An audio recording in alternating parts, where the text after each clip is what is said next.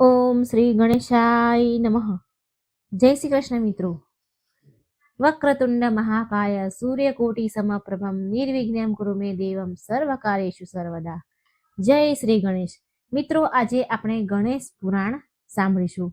ગણેશ પુરાણમાં વર્ણિત ભગવાન ગણેશની કથા, મહિમા સર્વ કંઈ આપણે આ વિડીયોમાં સાંભળીશું. ગણેશજીની કથાઓ, વાર્તાઓ મંગળવાર છે, બુધવાર છે, ગણેશ ચોથ છે, આ દિવસે સાંભળવાનો ખૂબ જ મહિમા છે. તો મિત્રો, તમને વિનંતી છે, પૂરા અંત સુધી આ વિડીયોને સાંભળજો અને વિડીયો સારો લાગે તો લાઈક કરજો, શેર કરજો અને આ ચેનલને સબસ્ક્રાઈબ જરૂર કરી દેજો અને આ ભક્તિની યાત્રામાં અમારા સાથે જોડાજો. કમેન્ટ બોક્સમાં ભગવાનનું નામ એકવાર ભક્તિથી, શ્રદ્ધાથી જરૂર લખજો. જય શ્રી ગણેશ. આપણે આજે ગણેશ પુરાણની કથા, અત્યંત દુર્લભ, પવિત્ર, દુઃખનાશક, પાપનાશક શ્રી ગણેશ કથા સાંભળીશું. તો મિત્રો, શ્રી ગણેશજીના આશીર્વાદ મેળવવા માટે આ વિડીયોને પૂરા અંત સુધી સાંભળજો. જ્યારે સૃષ્ટિના આદિકાળમાં પરમ બ્રહ્માજીએ તેમની અનંત શક્તિઓનો વિસ્તાર કર્યો, ત્યારે દેવોમાં એક અદ્વિતીય દેવનું પ્રાગટ્ય થયું. એક એવા દેવ જે દરેક શુભ કાર્યની પ્રથમ સીડી બન્યા, જેના વિના કોઈ આરાધના પૂરી ન થાય. એ જ છે વિઘ્નહર્તા, મંગળ કરતા, જગતના પ્રથમ પૂજનીય શ્રી ગણેશ. ચારેય વેદ અને 18 મહાપુરાણની વિરાટ ધારામાં ગણેશ પુરાણનું સ્થાન સૌથી નિરાળું છે. આ પુરાણ માત્ર ગણપતિજીના મહિમાનું વર્ણન નથી, પરંતુ બ્રહ્માંડના ઊંડી પરોતોમાં છુપાયેલા એ રહસ્યોને ઉજાગર કરે છે, જે સાધારણ મનુષ્યની કલ્પના કરતા પણ ઉપર છે. અહીંથી જ આ જણાય છે કે તેમને કેમ વિઘ્નહર્તા, વિઘ્નનાયક કહેવામાં આવ્યા છે, કેવી રીતે એ બન્યા એકદંત, અને કેમ ગણેશ વિસર્જન માત્ર એક અનુષ્ઠાન નથી, પરંતુ આત્માના શુદ્ધિકરણનું આધ્યાત્મિક પ્રક્રિયા છે. આ ગ્રંથ તેમના જન્મથી લઈને તેમની અદ્ભુત લીલાનો અમૃત સાગર છે, જ્યાં દરેક કથા ભક્તિનો દીવો પ્રજ્વલિત કરે છે અને દરેક શબ્દ જ્ઞાનની ગંગા પ્રવાહિત કરે છે. કહેવાય છે કે ગણેશ પુરાણ સાંભળવા માત્રથી જીવનમાંથી દુઃખ, દરિદ્રતા દૂર થઈ જાય છે, ઘરમાં સુખ શાંતિનો વાસ થાય છે અને બુદ્ધિ સાથે સાથે ધન સમૃદ્ધિની પણ વૃદ્ધિ થાય છે. તો જોડાયેલા રહેજો આ પાવન કથા સાથે અંત સુધી. મિત્રો, ચેનલને જો તમે હજી સબસ્ક્રાઇબ નથી કરી તો કૃપા કરીને ચેનલ સબસ્ક્રાઇબ કરી કમેન્ટ બોક્સમાં જય શ્રી ગણેશ જરૂર લખો. શ્રી ગણેશ પ્રથમ પૂજનીય તો છે જ, પણ સાથે વિઘ્નેશ્વર પણ કહેવાય છે, કેમ કે શ્રી ગણેશ એમના ભક્તોના બધા જ કષ્ટ દૂર કરી દે છે. ગણેશ પુરાણના શ્રી ગણેશથી જોડાયેલ બધી જ વાત બતાવે છે કે ગણેશ પુરાણની ઉત્પત્તિ વિશે જાણતા પહેલા મહર્ષિ ભૃગુ દ્વારા રાજા સોમકાંતને ગણેશ પુરાણ સંભળાવ્યા વિશે જાણી લેવું જોઈએ. એક કથા છે ખૂબ રોચક. રાજા સોમકાંત સૌરાષ્ટ્રની રાજધાની દેવનગરના રાજા હતા. એ રાજા વેદો, શાસ્ત્ર વિદ્યા, શસ્ત્ર વિદ્યા વગેરે જ્ઞાનથી સંપન્ન હતા. તેણે તેના પરાક્રમના બળ પર અનેક દેશો પર વિજય મેળવી હતી. તેણે તેની પ્રજાનું પાલન પુત્રની જેમ કર્યું હતું. તેની પત્ની સુધર્મા પતિવ્રત ધર્મનું પાલન કરવા વાળી હતી અને સુંદર ગુણવાન પણ હતી. રાજા પણ પતિવ્રત ધર્મનું પાલન કરવા વાળો હતો. અતિ ઉત્તમ પુરુષ હતા. જેટલા ઉત્તમ રાજા હતા એટલો જ ઉત્તમ તેનો પુત્ર હતો, જે બધી જ રીતની વિદ્યાઓમાં નિપુણ હતો અને પ્રજાનું પાલન કરનારો હતો, પ્રજાનું ભલું વિચારનારો હતો. રાજાનું જીવન પૂરી રીતે સુખી અને સન્માનીય હતું, પરંતુ યુવા અવસ્થાના અંતમાં રાજાને કોઢ નીકળ્યો. ઘણા ઉપચાર કરવા છતાંય કોઈ ફાયદો ન થયો, તો રાજા નિરાશ થઈ ગયા, એટલે રાજપાટ છોડીને વનમાં જવાનું નક્કી કરી લીધું. પોતાના મંત્રીઓને રાજ્ય ચલાવવાનું કહીને શુભ મુહૂર્ત જોઈને પુત્રનો રાજ્ય અભિષેક કર્યો અને પછી વન જવા માટે નીકળી ગયા. સોમકાંતની પાછળ તેનો પુત્ર, બધા જ મંત્રીઓ અને પ્રજાજનો પણ ચાલી નીકળી, જેને રાજાએ રાજ્યની સીમા પર પહોંચીને સમજાવીને પાછા મોકલી દીધા.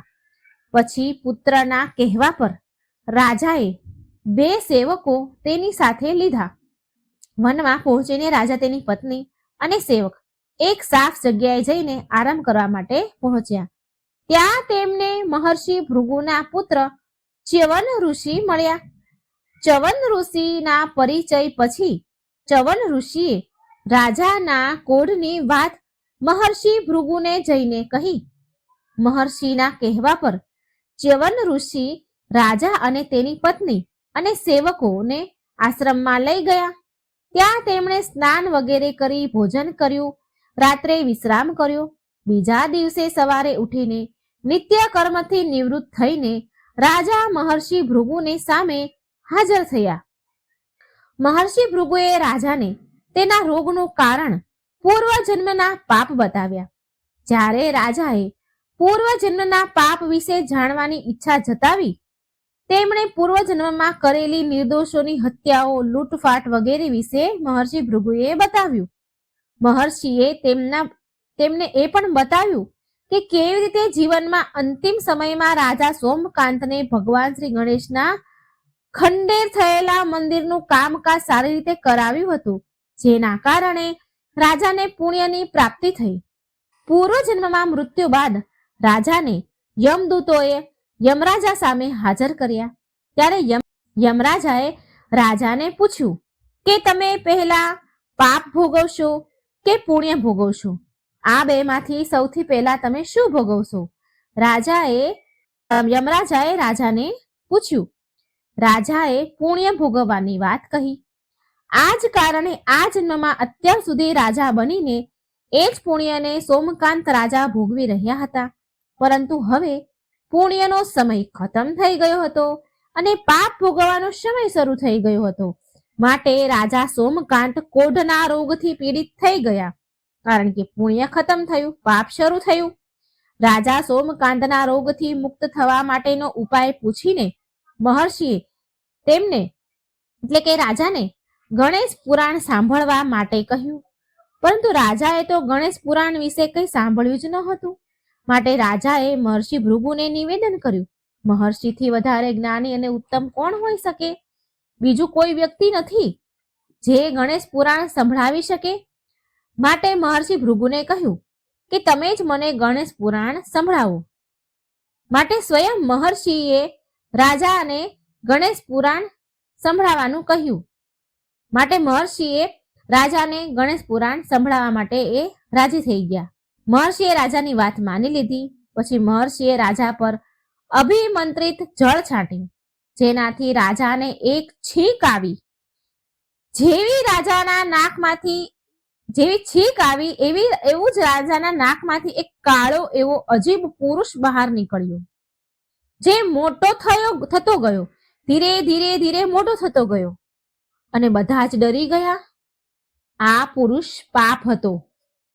મહર્ષિ દ્વારા રાજા પર જળ નાખવાના કારણે રાજાના શરીરમાંથી પાપ બહાર આવી ગયું. મહર્ષિના કહેવા પર પાપ એની ભૂખ શાંત કરવા માટે નજીક એક સ્થિત આંબાનું વૃક્ષ હતું, એની પાસે ગયો અને ત્યાં જેવી એ કેરી ખાવા માટે ગયો, એ આંબાને અડ્યો તો આખું એ ઝાડ બળીને ભસ્મ થઈ ગયું.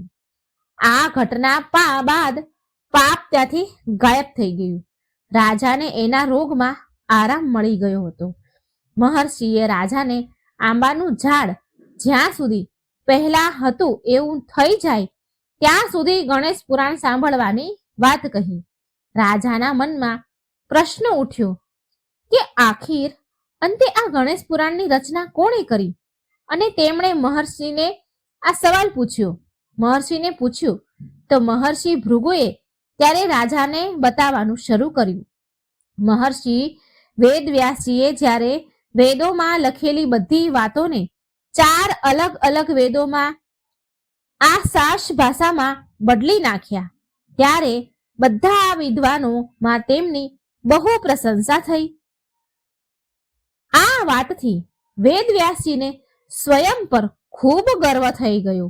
એ ગર્વથી એ બધા પુરાણોની રચના કરવા માંગતા હતા.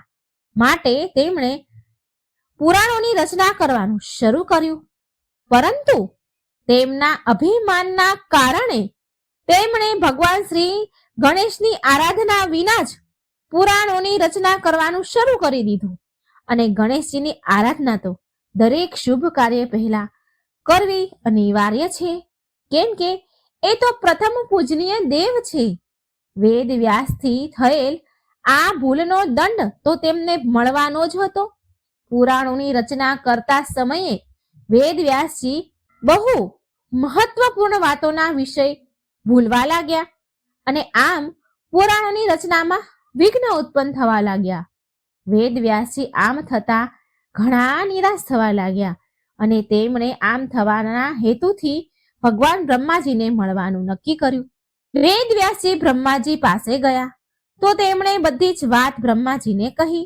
એટલે બ્રહ્માજીએ વેદ વ્યાસજીને બતાવ્યું કે ભગવાન શ્રી ગણેશ કોઈને અભિમાની રહેવા દેતા નથી. એ તો સર્વજ્ઞ છે. વેદ વ્યાસજીને એની ભૂલનો આભાસ થઈ ગયો હતો અને એનો પછતાવો કરવાનો ઉપાય જાણવા માટે ઈચ્છુક હતા. ત્યારે બ્રહ્માજીએ વેદ વ્યાસને ગણેશજીની પૂજા કરવા માટે કહ્યું અને તેમણે પૂર્ણ પૂજા વિધિ વિશે જણાવ્યું. પૂજાની વિધિ જણાવ્યા બાદ વેદ વ્યાસજી ગણેશજી વિશે વધારે જાણવા માટે ઉત્સુક થયા. ત્યારે ભગવાન બ્રહ્માજીએ ભગવાન ગણેશની મહિમા વિશે ઘણી કથાઓ કહી. એ બધી ગણપતિ મહિમાને સાંભળીને જાણીને મહર્ષિ વેદ વ્યાસે ગણેશ પુરાણની રચના કરી હતી. મિત્રો, ગણેશ પુરાણને અંત સુધી જરૂર સાંભળજો, જેથી ગણેશજીની કૃપા તમારા પર વરસે. જો હજી સુધી વિડીયોને લાઈક નથી કર્યો, ચેનલને સબસ્ક્રાઇબ નથી કરી તો કરી દેજો. ગણેશ પુરાણ ઘરમાં રાખવું ખૂબ જ લાભકારી છે. કોઈ પણ શુભ કાર્ય શરૂ કરતા પહેલા શ્રી ગણેશની આરાધના કરવામાં આવે છે. આ ગણેશ પુરાણ અતિ પૂજનીય છે. આના વાંચવાથી સાંભળવાથી બધા જ કાર્ય સફળ થાય છે. આ ખંડમાં એવી કથાઓ સૂતજીએ સંભળાવી છે જેનાથી બધી જગ્યાએ મંગળ જ થશે. સૂતજીએ સૌથી પહેલી કથા દ્વારા બતાવ્યું છે કે કયા પ્રકારે પ્રજાની સૃષ્ટિ થઈ અને સર્વશ્રેષ્ઠ ભગવાન ગણેશનો આવિર્ભાવ કેવી રીતે થયો. સૂતજીએ ગણપતિજીના અનેક નામના વર્ણન કર્યા છે. તેમની સરળ તથા ગૃઢ કથાઓ સાંભળવી જોઈએ અને ગણેશ વિસર્જનની પાવન પરંપરાનો ઉલ્લેખ કર્યો છે.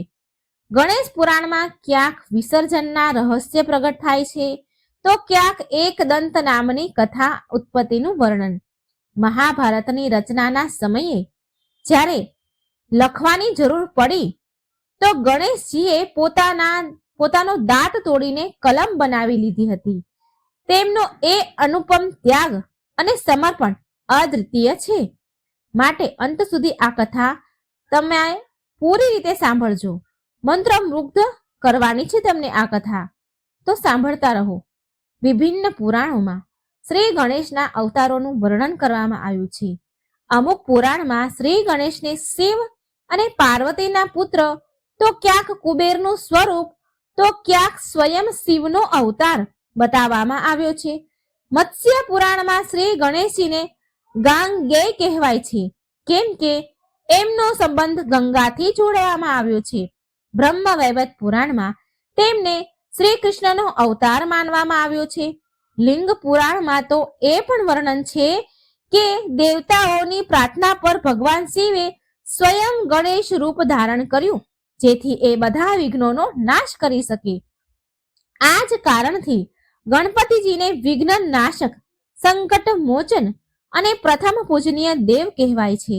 ભગવાન ગણેશના સહસ્ત્ર નામ છે. એકદંત, લંબોદર, ગજાનન, વિનાયક, ગણપતિ આદિ 108 નામ છે. સગુણ ઉપાસનામાં જે પ્રકારે નિરાકાર બ્રહ્મ અનેક રૂપમાં અવતરિત થયા છે આવી જ રીતે એમનું એક રૂપ ગજાનંદ પણ છે. ગણપતિજી ગણેશ રૂપમાં પાર્વતી અને શિવપુત્ર છે. સમસ્ત દેવો દ્વારા એમને અગ્રણ્ય પદ પણ પ્રતિષ્ઠિત કરવામાં આવ્યા છે. વેદો, પુરાણોને ઉપનિષદોમાં અને સમસ્ત ગ્રંથોમાં ગણેશ મહિમા વર્ણન કરવામાં આવી છે. આપણા સનાતન હિન્દુ ધર્મના સમસ્ત કાર્યના આરંભમાં શ્રી ગણેશનું સ્મરણ, નમન, સ્તવન અને પૂજન આદિનું વિધાન છે. માટે કોઈ પણ કાર્યનો શુભ આરંભ શ્રી ગણેશના નામથી કરવામાં આવે છે. ગણપતિ અર્થ શિષ્યના અનુસાર તો ગણેશજીને સર્વ દેવમય વર્ણિત કરતા કહેવામાં આવ્યું છે કે બ્રહ્મા, વિષ્ણુ, શિવ, ઇન્દ્ર, અગ્નિ, વાયુ, સૂર્ય, ચંદ્ર છે. તેમાં સ્વયં બ્રહ્મ, ભુવસ્વ અને પ્રણવ છે. વાસ્તવમાં શ્રી ગણેશ બ્રહ્મા, વિષ્ણુ, શિવ વગેરે દેવોમાં કોઈ ભેદ નથી. સૃષ્ટિના આરંભમાં આસુરી શક્તિઓ દ્વારા જે વિઘ્ન, બાધાઓ ઉત્પન્ન કરવામાં આવે છે તેના નિવારણ માટે સ્વયં ગણપતિ રૂપ બનાવીને બ્રહ્માજીના સૃષ્ટિના કાર્યમાં સહાયક હોય છે. ઋગ્વેદ, યજુર્વેદમાં જે ગણાત્યા વગેરે મંત્રોમાં ગણપતિ કાસુનો સ્પષ્ટ ઉલ્લેખ છે. બીજી બાજુ બ્રહ્મા, વિષ્ણુ આદિ ગણોના અધિપતિ ગણનાયક જ પરમાત્મા કહેવામાં આવ્યા છે.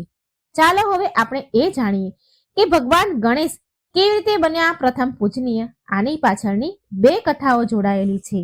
પહેલી કથામાં બતાવવામાં આવ્યું છે કે એમને એ વરદાન એમના માતા પિતા ભગવાન શિવ અને પાર્વતીથી પ્રાપ્ત થયું. ગણપતિજીએ તેમના માતૃ પિતૃ ભક્તિ અને સેવા એમને જ પોતાનું સર્વસ્વ માનીને પરિક્રમાની ભક્તિ અને સેવા જોઈને ગણપતિને પ્રથમ પૂજનીય થવાનું વરદાન દીધું. બ્રહ્માજી જ્યારે દેવતાઓમાં કોણ પ્રથમ પૂજનીય બનશે આનો નિર્ણય કરવા જાય છે ત્યારે એ નિર્ણય કરવામાં આવ્યો કે જે પૃથ્વીની પરિક્રમા સૌથી પહેલા કરશે એ જ સૌથી પહેલા પૂજનીય માનવામાં આવશે. ગણેશજીનું સૌથી નાનો મૃષક ઉંદરનું એનું વાહન છે. એ કેવી રીતે સૌથી આગળ દોડે? પણ એ હતા બુદ્ધિના મહાન દેવતા. તેમણે યુક્તિ નીકાળી અને પોતાના માતા પિતા ભગવાન શંકર અને માતા પાર્વતીની પરિક્રમા કરવા લાગ્યા. એમના માટે એમના માતા પિતા જ બધું હતા. તેમણે તેના માતા પિતાની સાત પરિક્રમા કરી લીધી. શિવજીનું હૃદય આ જોઈને ગદગદ થઈ ગયું અને આકાશમાંથી ફૂલોની વર્ષા થવા લાગી. ભગવાન ગણેશ બીજા દેવતાઓથી પહેલા પહોંચ્યા. શ્રી ગણેશની બુદ્ધિ કૌશલ્ય જોઈને ભગવાન બ્રહ્માજીએ પ્રથમ પૂજ્ય બનાવ્યા ગણેશજીને. શિવ પુરાણમાં કહેવામાં આવ્યું છે કે જે પુત્ર તેમના માતા પિતાની પૂજા કરી એમની પરિક્રમા કરે છે તેને પૃથ્વીની પરિક્રમા સમાન ફળ પ્રાપ્ત થાય છે. જે માતા પિતાને ઘરે છોડીને તીર્થયાત્રા પર જાય છે એ એવું ગંભીર પાપ કરે છે જેને માતા પિતાના વધ સમાન માનવામાં આવ્યું છે. કેમ કે પુત્ર માટે માતા પિતાના ચરણ જ મહાન તીર્થ છે. અન્ય તીર્થ તો દૂર જઈને મળે છે. ધર્મ સાધન રૂપ આ તીર્થ તો સદાય પાસે જ સુલભ છે. પુત્ર માટે માતા પિતા અને સ્ત્રી માટે તેનો પતિ જ ઘરમાં વિદ્યમાન છે. બીજી કથા છે. એકવાર કૈલાસ પર્વત પર માતા પાર્વતી એમના મહેલમાં સ્નાન કરવાની તૈયારી કરી રહ્યા હતા. ચારેય બાજુ દેવદારના ઝાડોથી લહેરાતી ઠંડી હવા, હિમાલયની પવિત્ર શાંતિ અને મહેલની અંદર દિવ્ય સુગંધનું વાતાવરણ હતું. માતાએ વિચાર્યું કે સ્નાન કરતા સમયે કોઈ અંદર ન આવી શકે. શિવજી ક્યારે પણ આવી જાય છે. આજે હું ઈચ્છું છું કે મારા સ્નાનની ગોપનીયતા બની રહે. આમ વિચારીને તેમને શરીર પર લગાવવામાં આવતું ઉપટન લગાવ્યું, ઘસ્યું. એ ઉપટન હળદર, ચંદન અને કેટલીય સુગંધિત ઔષધિઓથી બન્યું હતું. જ્યારે માતા પાર્વતીએ એમના શરીર પરથી આ ઉપટન લેપ ઉતાર્યો તો માતા પાર્વતીએ એમની હથેળીઓ મસળી અને ભેગું કર્યું અને તેમાં એમના શ્વાસ અને શક્તિ ફૂંકી દીધી અને એ ઉપટનમાંથી તેજસ્વી બાળક પ્રગટ થયું. તેની મોટી મોટી આંખો, સ્નેહભર્યો ચહેરો, બંને અંગ પરથી પ્રગટતી દિવ્ય આભા નીકળી રહી હતી. માતા પાર્વતીએ પ્રસન્ન થઈને કહ્યું, વત્સ, તું મારો પુત્ર છે. આજથી તું મારો દ્વારપાળ હશે. જ્યાં સુધી હું સ્નાન કરું ત્યાં સુધી કોઈ અંદર ન આવે, ભલે એ કોઈ કેમ ન હોય. બાળકે વિનમ્ર થઈને માતાના ચરણ સ્પર્શ કર્યા અને એના કર્તવ્ય પર અડગ થઈ ગયા. આ બાજુ ભગવાન શિવ મહેલમાં અચાનક જ પાછા આવ્યા. જેવા એ દ્વાર પર પહોંચ્યા તેમણે જોયું કે એક અપરિચિત બાળક માર્ગ રોકીને ઊભો છે. શિવજીએ હસતા હસતા કહ્યું કે બેટા, હટી જા, હું મારા મહેલમાં જઈ રહ્યો છું. પણ એ બાળકે દ્રઢતાથી કહ્યું કે આ માતાનો આદેશ છે કે જ્યાં સુધી માતા સ્નાન કરી રહ્યા છે ત્યાં સુધી કોઈ અંદર નહીં જઈ શકે. શિવજી પહેલા તો હસ્યા, પણ પછી ગંભીર થઈ ગયા. તેમણે વિચાર્યું કે આ કોણ બાળક છે જેણે મારો માર્ગ રોક્યો? આ તો મારું અપમાન છે. તેમણે ફરી કહ્યું કે હું આ ઘરનો સ્વામી છું, મને કોણ રોકી શકે છે? બાળક બોલ્યો, સ્વામી, તમે કોઈ પણ હોય, પણ માતાનો આદેશ છે. માતાનો આદેશ સૌથી ઉપર છે. જ્યાં સુધી માતા સ્વયં ન કહે ત્યાં સુધી હું દ્વાર નહીં ખોલું. શિવજીનું ત્રીજું નેત્ર ક્રોધથી લાલ થઈ ગયું. તેમણે તેના ગણોને આદેશ આપ્યો. ગણોએ કોશિશ કરી, પણ આશ્ચર્ય, એ નાનું એવું બાળક અસાધારણ શક્તિથી યુક્ત હતું. તેણે એકલાએ બધા ગણોને પરાજિત કરી દીધા. હવે તો શિવજીનો ક્રોધ વધારે વધી ગયો. તેમણે ત્રિશૂળ ઉઠાવ્યું અને પ્રચંડ સ્વરમાં ગરજ્યા. જોત જોતામાં એક જ વારમાં બાળકનું માથું તેના ધડથી અલગ કરી દીધું. બાળક ત્યાં જ જમીન પર બેભાન થઈને મૂર્છિત થઈને પડી ગયો. જ્યારે માતા પાર્વતી બહાર આવ્યા અને તેના પ્રિય પુત્રને નિર્જીવ શરીર જોયું જમીન પર પડેલું, તો તેમનું હૃદય ફાટી પડ્યું. તેમને હૃદયમાંથી ચીસ પડી. માતા વિલાપ કરવા લાગ્યા, હે મહાદેવ, તમે આ શું કર્યું? આ મારો પુત્ર હતો, મારા પ્રાણોથી પણ વધારે હતો. તમે એનું જીવન છીનવી લીધું. માતાનું હૃદય એટલું પ્રચંડ ફાટ્યું, માતાનું રુદન એટલું પ્રચંડ હતું કે ત્રણેય લોક કંપી ઉઠ્યું. તેમનો ક્રોધ અને શોક મળીને એવું રૂપ લેવા લાગ્યો કે દેવતાઓને પણ ડર લાગવા લાગ્યો. મા પાર્વતીએ પ્રતિજ્ઞા કરી, જો મારા પુત્રને જીવન નહીં મળે તો મારી પૂરી શક્તિથી પૂરા બ્રહ્માંડનો વિનાશ કરી દઈશ. દેવતા, ઋષિઓ અને સ્વયં બ્રહ્મા વિષ્ણુ પણ ચિંતામાં પડી ગયા. બધાએ ભગવાન શિવને વિનંતી કરી કે તે પાર્વતીના ક્રોધને શાંત કરે અને એ બાળકને ફરી જીવતો કરે. એટલે ભગવાન શિવે એમના ગણોને કીધું કે ઉત્તર દિશામાં જે પણ પ્રથમ જીવ મળી જાય તેનું માથું લાવો. ગણ દોડ્યા અને સંયોગથી એમને એક હાથીનું બાળક મળ્યું. એ તેનું માથું લાવ્યા. શિવજીએ એ હાથીના માથાને બાળકના ધડ પર માથું લગાવી દીધું અને એમની દિવ્ય વરદાનથી તેમાં પ્રાણ ફૂંકી દીધા. ક્ષણભરમાં બાળક જીવતું થયું. હવે તેનું રૂપ અલગ હતું. તેનું માથું હાથીનું હતું અને શરીર માનવનું. માતા પાર્વતી દોડ્યા અને તેના પુત્રને ગળે લગાવી લીધો. તેમની આંખોમાં ખુશીના આંસુ આવી ગયા. ભગવાન શિવે પ્રસન્ન થઈને ઘોષણા કરી કે આજથી આ બાળક સમસ્ત દેવતાઓમાં અગ્રણીય હશે. આ બાળકને બધા ગણોના ઈશ્વર કહેવાશે અને તેનું નામ હશે ગણેશ. જે પણ કોઈ કાર્ય આરંભ કરતા પહેલા ગણેશની પૂજા કરશે તેનું કાર્ય વિઘ્ન વિના પૂરું થશે. દેવતાઓએ ફૂલોનો વરસાદ વરસાવ્યો. ચારે બાજુ મંગળ ધ્વનિ ગુંજી ઉઠી અને સંપૂર્ણ બ્રહ્માંડમાં દેવતાઓએ વિઘ્ન હરતા ગણેશનું સ્વાગત કર્યું. આવો હવે સાંભળીએ એ દિવ્ય કથા જેને સાંભળી તમારું હૃદય આનંદ અને ભક્તિથી ભરાઈ જશે. કહેવાય છે કે જ્યારે વેદ વ્યાસજીએ મહાભારત જેવા મહાન ગ્રંથની રચના કરી તો એમને એક એવા લેખકની જરૂર પડી કે જે બુદ્ધિમાન પણ હોય અને શક્તિથી પરિપૂર્ણ પણ હોય. તેમણે ભગવાન શ્રી ગણેશને આમંત્રિત કર્યા અને નિવેદન કર્યું કે હે વિઘ્નહર્તા, તમે જ આ મહાન ગ્રંથને લિપિબદ્ધ કરો, એટલે કે લખો. ગણપતિજીએ સહર્ષ સ્વીકાર કર્યું, પણ તેમણે એક શરત મૂકી, વેદવ્યાસજી, તમે વચન બોલવામાં રોકાશો નહીં. જો તમે રોકાશો તો હું લખવાનું બંધ કરી દઈશ. વેદવ્યાસજીએ પણ ઉત્તર આપ્યો, ગણેશજી, તમે પણ મારા શબ્દનો અર્થ સમજીને લખજો. આ પ્રકારે દિવ્ય કાર્ય આરંભ થયું. જ્યારે લખતા લખતા કલમ તૂટી ગઈ તો ગણેશજીએ કોઈ વિલંબ કર્યા વિના, વાટ જોયા વિના તેમનો એક દાંત તોડીને કલમ બનાવી લીધી અને મહાભારતને લખવાનું શરૂ કર્યું. આ જ કારણથી એમને એક દંત કહેવામાં આવ્યા. હવે ગણેશ વિસર્જનનો પ્રસંગ સાંભળીએ.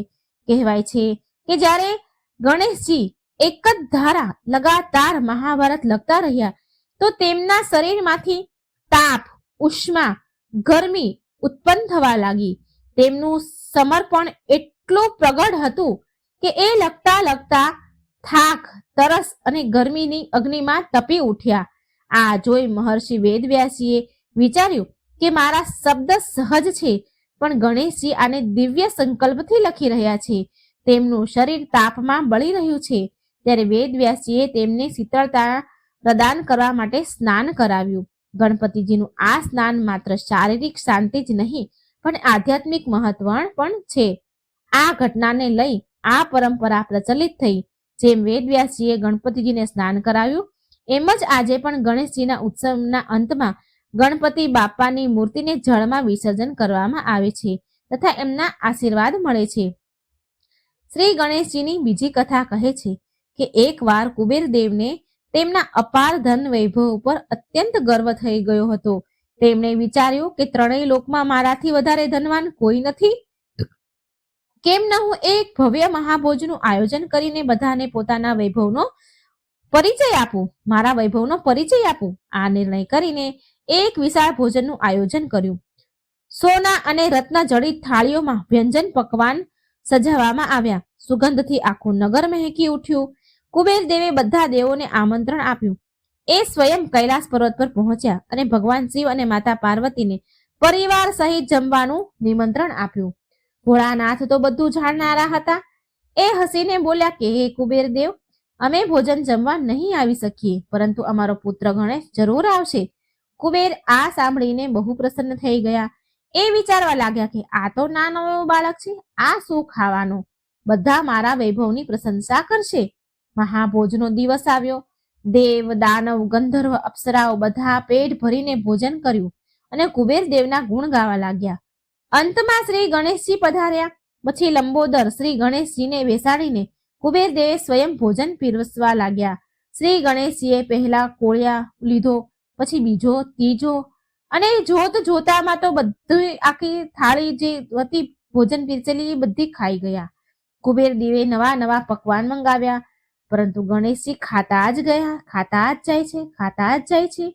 જે ભંડાર દેવતાઓની સેનાઓનું પણ પોષણ કરી શકતા હતા, જે ભંડાર દેવતાની સેનાનું પણ પોષણ કરી શકે એમ હતી, એ હવે ક્ષણભરમાં ખાલી થઈ ગઈ. ગણેશજીનું પેટ તો છતાંય ન ભરાયું, તો ભોજનશાળામાંથી ઊભા થઈને મહેલ તરફ આગળ વધ્યા અને ત્યાં મૂકેલા અનાજ, ફળ, મીઠાઈ, અહીં સુધી કે વાસણ પણ ખાવા લાગ્યા શ્રી ગણેશ. કુબેરજી તો ભયભીત થઈ ગયા. કુબેરદેવ તો ડરવા લાગ્યા. તેમનો ઘમંડ ચૂર ચૂર થઈ ગયો. હવે તેને સમજાઈ ગયું કે અપાર ધન પણ શ્રી ગણેશજીની ભૂખ સામે તુચ્છ છે. કુબેરદેવ ધ્રુજતા ધ્રુજતા ગણપતિજીના ચરણોમાં પડી ગયા અને બોલ્યા, હે વિઘ્નહર્તા, મેં પોતાના ધન પર ઘમંડ કર્યો છે, માટે ક્ષમા કરો પ્રભુ. શ્રી ગણેશે પ્રસન્ન થયા અને એમની લીલા સમાપ્ત કરી અને કહ્યું, કુબેરદેવ, ધન માત્ર પ્રદર્શન માટે નહીં પણ લોક કલ્યાણ માટે છે. ઘમંડથી સંપત્તિ નષ્ટ થાય છે અને વિનમ્રતાથી એ કલ્યાણકારી રહે છે. કુબેરદેવે માથું ઝુકાવીને આ શિક્ષા સ્વીકાર કરી અને ફરી વિનમ્રતાનો માર્ગ અપનાવ્યો. ત્રીજી કથા કહે છે કે ગણેશ પુરાણમાં વર્ણન છે કે એક સમયે ભગવાન ગણેશના વિવાહનો વિષય ચર્ચાનું કારણ બની ગયું. ગણેશજી અત્યંત વિદ્વાન, બુદ્ધિ અને સિદ્ધિના દેવતા તો હતા જ, પરંતુ તેમનું ગજમુખ રૂપ વિવાહના માર્ગમાં એક મોટી બાધા બની ગયું. બહુ બધી દેવ કન્યાઓ ગણેશજીના આ અદ્ભુત રૂપ જોઈને સન્માન તો કરતી હતી, પરંતુ વિવાહનો પ્રસ્તાવ સ્વીકાર કરવાથી અચકાતી હતી. ગણપતિજી આ વાતથી મનમાં ને મનમાં બહુ દુઃખી થવા લાગ્યા. જ્યારે તેમને કોઈ વિવાહ પ્રસંગમાં આમંત્રણ કરવામાં આવતું તો તેમના મનનો આ ઘા વધારે ઊંડો થઈ જતો. એ વિચારતા કે હું બધાના મંગળ કામના કરું છું, બધા માટે શુભતા લાવું છું, પણ સ્વયંના જીવનમાં જીવન સંગીનીનો અભાવ કેમ? આ પીડા એમનું વાહન મૃષક એટલે કે ઉંદરથી જોવાતું નહોતું. ભગવાન ગણેશની આ પીડા એ ઉંદરથી મૃષકથી જોવાતી ન હતી. એ વિચારવા લાગ્યું કે જો મારા સ્વામી પ્રસન્ન નથી તો હું કોઈના વિવાહ સુખપૂર્વક સંપન્ન નહીં થવા દઉં. આ પ્રકારે જ્યારે જ્યારે લગ્ન થતા તો મૃષક ત્યાં પહોંચીને અનર્થ કરવા લાગતું. એ મંડપના લાકડા કોતરી નાખે, ત્યાંની સજાવટ નષ્ટ કરી દે, ભોજનની સામગ્રી પણ કોતરીને વ્યર્થ કરી દે. ધીરે ધીરે પૂરા લોકમાં ચર્ચા થવા લાગી કે જ્યાં ગણેશ અને તેનું મૃષકને આમંત્રિત કરવામાં આવશે ત્યાં વિવાહનું કાર્ય સરળતાથી પૂરું નહીં થાય. ગણેશજીએ તેમના મનનું દુઃખ માતા પાર્વતી અને ભગવાન શિવ સામે પ્રગટ કર્યું. શિવજીએ એમના પુત્રની વ્યથા સાંભળી તો સમાધાન માટે સૃષ્ટિ કરતા બ્રહ્માજી પાસે મોકલ્યા. ગણેશજી બ્રહ્માજીની સામે પહોંચ્યા અને કહ્યું કે હે પિતામહ, મારા વિવાહ નથી થઈ રહ્યા. મારો મૃષક પણ અધીર થઈને બધાના વિવાહ બગાડે છે. કૃપા કરી એનો કોઈ ઉપાય કહો. બ્રહ્માજી હસ્યા. તેમણે શ્રી ગણેશ તો સિદ્ધિ અને બુદ્ધિના અધિપતિ તો છે, છતાં વિવાહના માર્ગમાં અવરોધ છે. ત્યારે બ્રહ્માજીએ વિચાર્યું, તેમની દિવ્ય શક્તિથી બે દેવકન્યાને દેવંગાનાને પ્રગટ કરી. સિદ્ધિ અને બુદ્ધિ આ બંને કન્યાઓ ગુણમાં સુંદરતા અને પતિવ્રત ધર્મથી સંપન્ન હતી. બ્રહ્માજીએ કહ્યું ગણેશજીને, આ બંને કન્યાઓ તમારા માટે ઉત્તમ જીવન સંગીની છે. જો તમે આની સાથે વિવાહ કરશો તો તમારું જીવન તો પૂરી રીતે પૂર્ણ હશે, પરંતુ સૃષ્ટિ પણ એના ગુણોથી લાભવંતી બનશે, શુભ બનશે. ગણેશજીએ બ્રહ્માજીનો આદેશ સ્વીકાર કર્યો અને સિદ્ધિ તથા બુદ્ધિ સાથે તેમના વિવાહ થયા. વિવાહનું આ શુભ કાર્ય હર્ષ અને ઉલ્લાસની સાથે સંપન્ન થયું. દેવતાઓએ આનંદપૂર્વક આશીર્વાદ આપ્યા. કહેવાય છે કે આ જ વિવાહથી ગણેશજીને 2 પુત્ર થયા, શુભ અને લાભ. આ જ કારણ છે કે આજે પણ જ્યારે ગણેશજીની આરાધના થાય તો એમની સાથે સિદ્ધિ, બુદ્ધિ, શુભ અને લાભનું સ્મરણ જરૂર કરવામાં આવે છે. આ પ્રકારે જ્યાં ગણેશજીનું વાહન ઉંદર વિવાહોમાં બાધા નાખતું હતું, ત્યાં હવે ગણપતિજીના લગ્નનો આ પ્રસંગ બધા માટે પ્રેરણાદાયક બની ગયો. આ કથા આપણને બતાવે છે કે શ્રી ગણેશ માત્ર વિઘ્નહર્તા જ નહીં પણ વિવાહ અને ગૃહસ્થ જીવનના પણ મંગળ કરતા છે. ચોથી કથા આપણને જણાવે છે દિવાળીના પાવન પર્વની. ચોથી કથા દિવાળીના પાવન પર્વ પર માતા લક્ષ્મી અને ભગવાન ગણેશની સંયુક્ત પૂજાનું વિશેષ મહત્વ છે. લક્ષ્મીજીને ધન સમૃદ્ધિની દેવી માનવામાં આવે છે અને શ્રી ગણેશને બુદ્ધિ તથા વિવેકના દેવતા માનવામાં આવે છે. માન્યતા છે કે માત્ર ધન પ્રાપ્તિ કરી લેવાથી જીવન સુખમય નથી બનતું. તેમનો સાચો ઉપયોગ કરવા માટે સારી બુદ્ધિ હોવી અત્યંત જરૂરી છે. આ જ કારણે દિવાળીની રાત્રે લક્ષ્મીજી અને ગણપતિજીની એક સાથે આરાધનાની પરંપરા પ્રચલિત છે. આના પાછળની કથા આ પ્રમાણે છે. પ્રાચીન સમયમાં એક વૈરાગી સાધુ ધન અને સન્માનની તીવ્ર આકાંક્ષા રાખતા હતા. તેમણે દિવસ રાત માતા લક્ષ્મીની કઠોર સાધના આરંભ કરી દીધી. સાધનાથી પ્રસન્ન થઈને લક્ષ્મીજીએ તેને અપાર ધન, પદ અને સન્માન પ્રદાન કર્યું. ધીરે ધીરે એ સાધુ એટલા પ્રભાવશાળી બની ગયા કે તેનો આદર કરવા લાગ્યા. તે પોતાના ઉપર ખૂબ જ ગર્વ કરવા લાગ્યા. પરંતુ ધન અને સન્માન મળવા બાદ તેમની અંદર ઘમંડ ભરાઈ ગયો. એક દિવસ તેને રાજાના દરબારમાં જઈને બધા સામે રાજાનો મુંગટ તેમના માથા પરથી નીચે પાડી દીધો. દરબારમાં તો હાહાકાર મચી ગયો, કારણ કે રાજાના માથા ઉપરથી મુંગટ પાડવો એટલે શું કહેવાય. દરબારમાં હાહાકાર મચી ગયો, પણ સંયોગથી એ મુંગટમાંથી ઝેરીલો નાગ નીકળીને ભાગ્યો. દરબારીઓએ આને સાધુનો ચમત્કાર સમજ્યા. બધા દરબારીઓને થયું કે આ તો ચમત્કાર છે. રાજાએ તેમને ખુશ થયા એમનાથી અને મંત્રી પદ આપીને રાજમહેલમાં સ્થાન આપ્યું એ સાધુ મહારાજને. હવે તો સાધુને લોકો ઈશ્વર સમાન માનવા લાગ્યા અને સાધુનો તો અહંકાર ચરમસીમા પર પહોંચી ગયો. અહંકારમાં આંધળો થઈને સાધુ એક દિવસ રાજમહેલમાં શ્રી ગણેશની મૂર્તિ હટાવી દીધી અને કહ્યું કે આનાથી મહેલની શોભા બગડે છે, આ મૂર્તિ અહીંથી હટાવી દો. આ સાંભળીને ભગવાન ગણેશ અપ્રસન્ન થયા, ક્રોધે ભરાયા. પછી ભગવાન ગણેશે તેની બુદ્ધિ ભ્રમિત કરી દીધી. હવે સાધુ જે પણ કાર્ય કરે એ બધું જ ઊંધું પડવા લાગ્યું. હવે સાધુ જે પણ કાર્ય કરતા એ ઊંધું પડે છે. એમની મૂર્ખતા અને ખોટા નિર્ણયોથી રાજ્યમાં અવ્યવસ્થા ફેલાઈ ગઈ. અંતે રાજાને બધી ખબર પડી એટલે અંતે રાજાએ એ સાધુને કેદ કરી દીધા. જેલમાં બંધ સાધુએ ફરી લક્ષ્મીજીની આરાધના શરૂ કરી દીધી.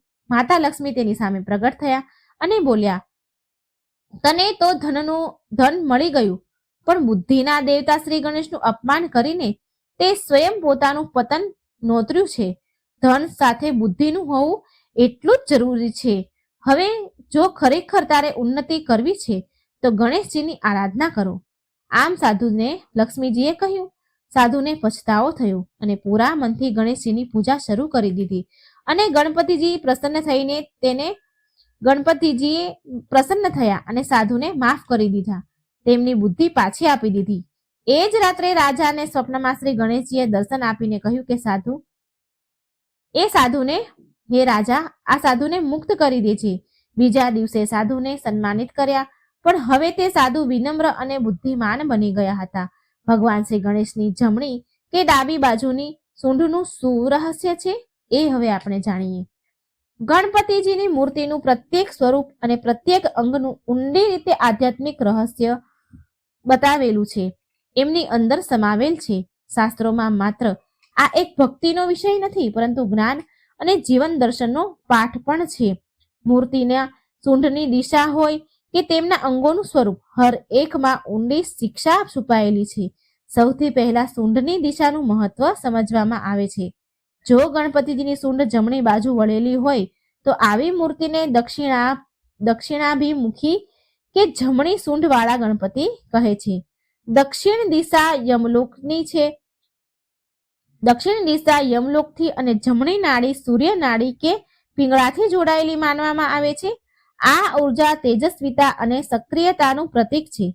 માટે જમણી સૂંઢવાળા ગણપતિને જાગૃત સ્વરૂપ કહેવામાં આવે છે. પૂજા સામાન્ય નથી હોતી આ રૂપની, પરંતુ વિશેષ કર્મકાંડ અને શાસ્ત્રીય નિયમોના પાલનથી કરવામાં આવે છે.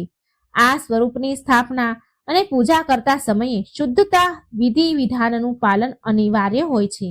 બીજું કહીએ તો બીજી બાજુ જો ગણપતિની સૂંઢ ડાબી બાજુ વળેલી હોય તો તેને વામુખી ગણપતિ કહે છે.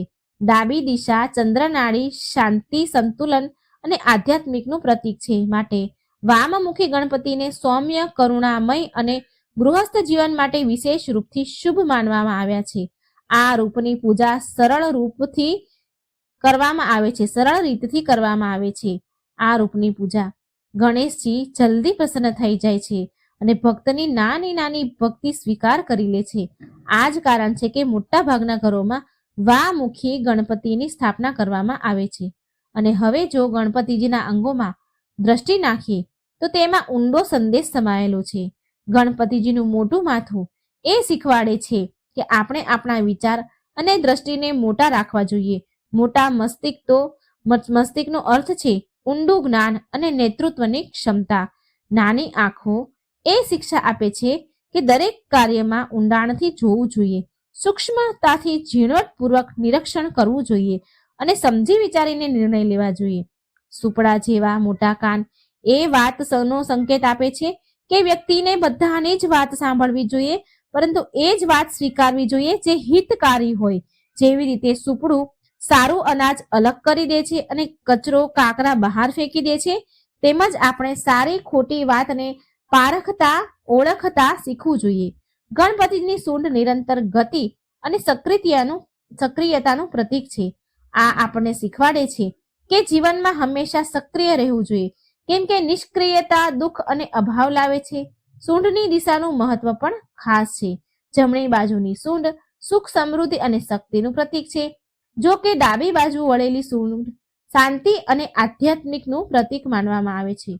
મોટું ઉદર એટલે કે પેટ, લંબોદર રૂપ આપણને એ શિક્ષા આપે છે કે જીવનમાં જે પણ બાધા આવે તેને ધીરજપૂર્વક પચાવવું જોઈએ.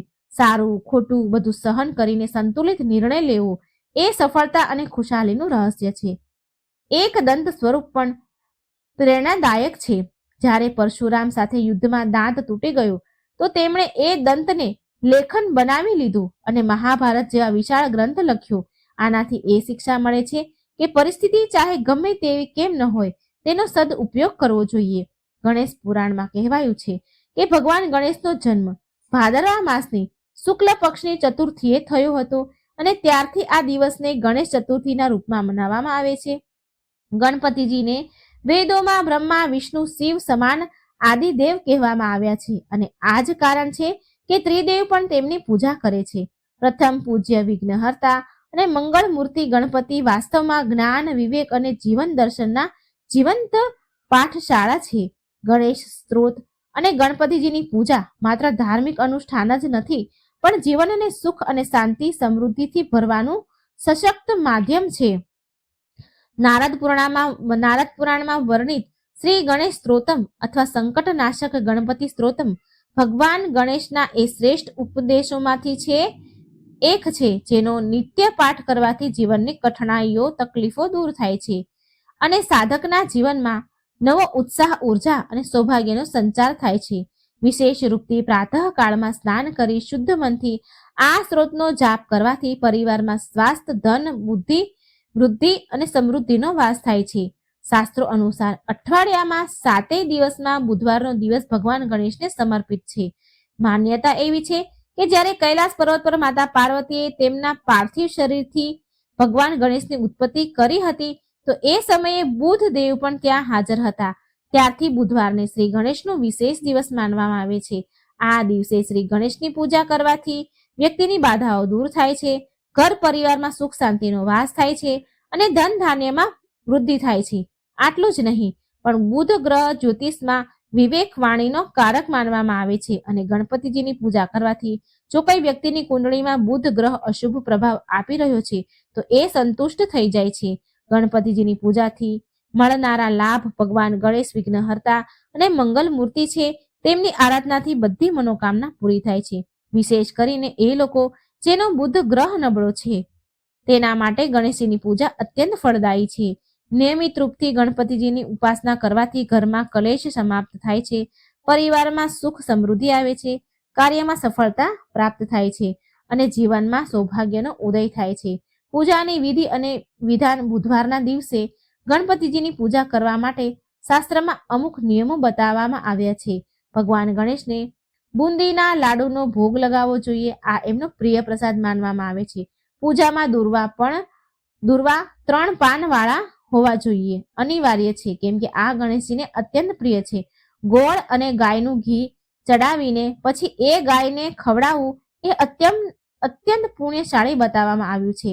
ગણપતિજીને લાલ સિંદૂર અર્પણ કરવું જોઈએ, કેમ કે લાલ રંગ ઉર્જા, શક્તિ અને મંગળનું પ્રતીક છે.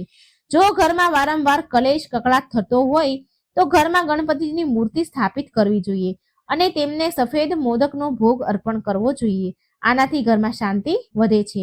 ગણેશજીના મંત્ર ગણપતિજીની પૂજાના સમયે તેમના મહામંત્રનો જાપ જરૂર કરવો જોઈએ.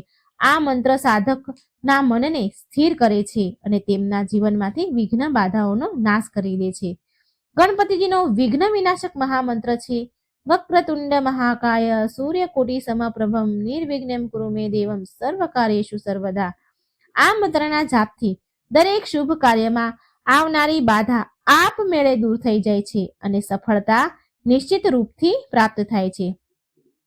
ગજાનંદનો એકાક્ષર બીજ મંત્ર છે ઓમ ગંગ ગણપતિએ નમઃ.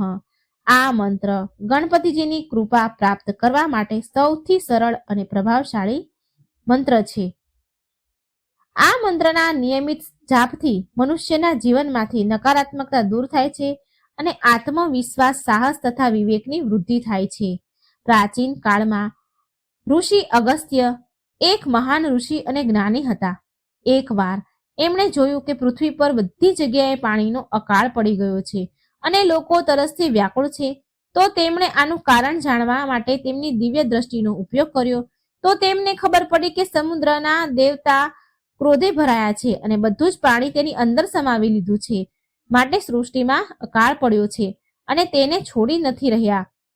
એટલે ઋષિ અગસ્ત્યને આ જાણીને બહુ દુઃખ થયું. તેમણે સમુદ્ર દેવને શાંત કરવાની કોશિશ કરી, પણ એ સફળ ન થયા, અસફળ રહ્યા. ત્યારે તેમણે એમના તપોબળથી સમુદ્રનું બધું જ પાણી પી લેવાનો નિર્ણય કર્યો, જેથી લોકો ફરીથી જળ પ્રાપ્ત કરી શકે. તેમણે સમુદ્રના તટ પર જઈને એમનું રૂપ ધારણ કર્યું, વિશાળ રૂપ કર્યું. એક જ ઘૂંટડામાં આખો સમુદ્રનું પાણી પી ગયા. સમુદ્રનું પાણી પીતા ઋષિ અગસ્ત્યને બહુ કષ્ટ થવા લાગ્યું. તેમનું પેટ ફૂલી ગયું અને શરીરમાં અસહનીય પીડા થવા લાગી. તેમનું તપોબળ પણ ઓછું થવા લાગ્યું. એ સમજી ગયા કે આ કાર્ય એમની ક્ષમતાની બહાર હતું. આ વિકટ સ્થિતિમાં તેમણે શ્રી ગણેશને યાદ કર્યા. તેમણે એની આંખો બંધ કરી અને ઓમ ગંગ ગણપતે નમઃ મંત્રનો જાપ કરવાનું શરૂ કર્યું. જેવા તેણે મંત્રના જાપ કર્યા તેવી જ એક ચમત્કારી ઘટના ઘટી. તેમના પેટની પીડા દૂર થઈ ગઈ અને તેમનું શરીર સામાન્ય થઈ ગયું. પાણીનો બધો જ ભાર તેના પેટમાંથી નીકળીને પાછો પૃથ્વી પર આવી ગયું. ત્યારે ભગવાન ગણેશ ત્યાં પ્રગટ થયા અને ઋષિ અગસ્ત્યને કહે છે કે તમે પોતાના અહંકારમાં આટલું મોટું કામ કરવાની કોશિશ કરી છે, પણ સમય પર તમે મારી શરણ લીધી છે અને આ મંત્રનો જાપ કર્યો છે. આ મંત્ર દરેક સંકટથી મુક્તિ અપાવે છે અને અજ્ઞાનતાને દૂર કરીને વિવેક પ્રદાન કરે છે. આજથી આ મંત્ર બધા ભક્તો માટે સફળતા અને શાંતિનો માર્ગ બનશે. તો મિત્રો, આ હતી ગણેશ પુરાણની શ્રી ગણેશની અત્યંત પવિત્ર કથા, ગણેશજીનો મહિમા. વિડીયો મિત્રો પસંદ આવે તો લાઈક કરીને ચેનલને સબસ્ક્રાઈબ જરૂર કરી દેજો. કમેન્ટ બોક્સમાં ભગવાન ગણેશનું નામ એકવાર જરૂર લખજો. જય શ્રી કૃષ્ણ. રાધે રાધે. Thank you.